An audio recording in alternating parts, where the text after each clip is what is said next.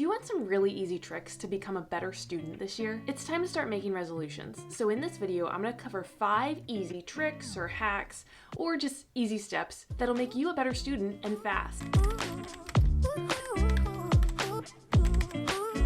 Now, no one goes from being a D student to an A student overnight. Real learning takes diligence and patience. But there are some really simple things that you can do, small changes that you can make that don't take much effort at all, that'll help you become a better student in almost no time at all. These are small things that can lead to some big changes in your learning and in your grades. So the 5 things I'm going to walk you through are about asking questions, answering questions, learning new things, a Screenless 10, and writing down your goals. So number 1, asking more questions. This is asking your teacher or professor questions, not asking your peers questions. I know a lot of us have had the worry about being the annoying student or saying something stupid or asking a stupid question in class. That is a normal fear and a normal reason that a lot of students don't ask questions. But once you can get over that barrier, asking questions is a great way to improve your knowledge and understanding. It gets you practice talking to your teacher for when you have big asks that you need to go up and talk to them one-on-one about. It demonstrates a willingness to learn, which is huge, especially if you're going to need to ask your teacher for help later on. And it can also help others in your class, because I guarantee you, if you have a question, someone else in your class or in that lecture hall is thinking the same thing as you. Guarantee it. So the easy way out is to raise your hand and make a joke, or just to say, can you repeat that or say that again? And this isn't going to give you the best benefits of asking questions in class. But you can ask questions in lots of different ways that will be productive and will give you benefits as a student and show your teacher that you are somebody who wants to learn and be a better student. You can ask for clarification. You can ask a relevant or related question. You can ask an extension of the ideas that you're learning, or you can ask something that is just something curious related to the topic that you're learning. So for example, if you're learning about viruses in your class and you're not sure about what the teacher just said, you can ask for clarification by repeating or restating what they said and adding "does this mean" to the front of your question. So you could say, does this mean that the virus's DNA gets into the host cell's DNA? If you're not sure what the teacher was talking about and you want to hear it again, repeat some of their own words back to them and ask, what do you mean by da-da-da-da-da-da? So for example, what do you mean by the cell assembles new virus particles? Or you can ask a question that you know you're going to have later. What do we do with our lab materials when we're done? This demonstrates you taking initiative and forward thinking, and the teacher is probably grateful that you asked that question. You can ask a related question, connecting something that you're learning about now to something that you learned about previously. Like, does this have anything to do with what we were talking about when we studied epigenetics? You can ask an extension question. For example, could this be used to help us genetically engineer cures to diseases? Or you could just ask a question that invokes curiosity. So, do all viruses replicate in the same way? Or does it always work like this? These are all easy ways to get involved in the class and gain some knowledge and show your teacher that you are somebody who's there to learn. Super easy, very low effort, almost as easy as the next one, which is answering questions. Now, when you're raising a hand to answer a question in class, you are doing a really important part of the learning process, especially when you get answers wrong.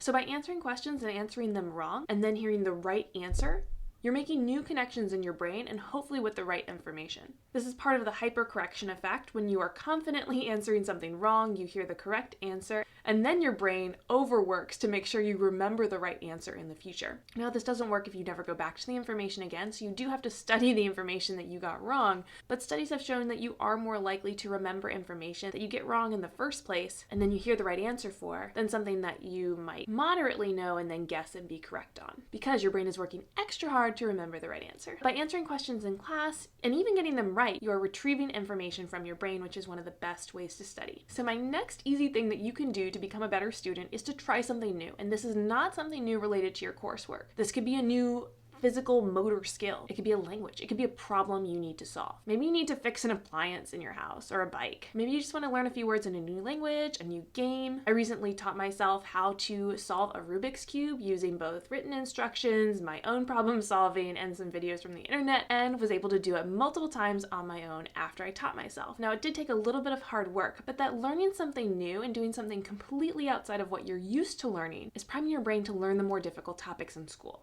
but you are capable of learning hard and new things. It just might have been a while since you learned something completely new. For example, if you're in high school or in college, a lot of what you are learning in your classes is built on previous knowledge and things that you might have learned in middle school or things that you learned in a prior unit in that same class. Your brain is comfortable with the familiar topics and uncomfortable with the new topics, so you tend to focus on the things that are familiar and don't spend enough time studying or learning the things that are new. By learning something totally new to you, you're training your brain to get back on track, making new connections between your neurons, which leads to benefits for your academic courses and for you down the road and in your future. And while you're learning that something new, you can be doing my fourth easy, simple thing to make you a better student, which is a Screenless 10.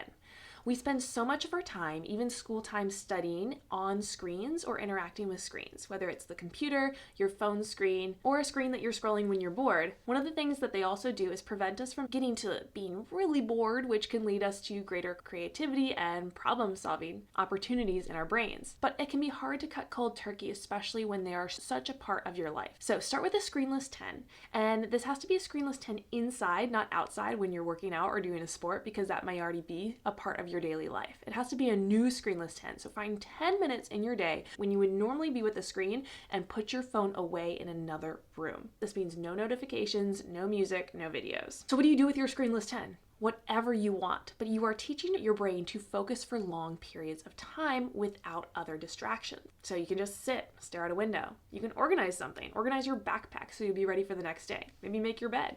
Maybe meditate. Maybe think about a fun memory. Maybe stare out a window. Maybe doodle on a jot pad. Maybe make a plan for tomorrow. The first few times you do it, it'll feel long, but soon it'll feel not long enough. And if you like the Screenless 10, you can increase the time every week, little by little, until you are able to spend an hour or more without a screen and possibly even studying. All right, my last really easy tip that will hopefully make you a better student this year is to write down your goals. Now, I do have a whole video on setting academic goals and the best way to make goals for your classes, so I'll link that in the description below. But by starting small and writing down short, actionable goals somewhere written down, you can start to see yourself as the student that you want to be and the obstacles that you have to overcome to get to that place.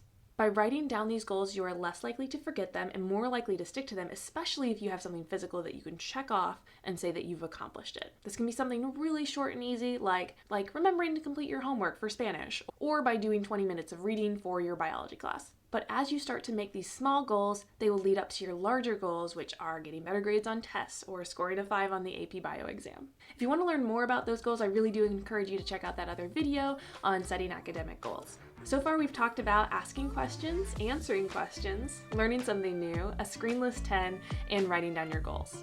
What other learning hacks have worked for you?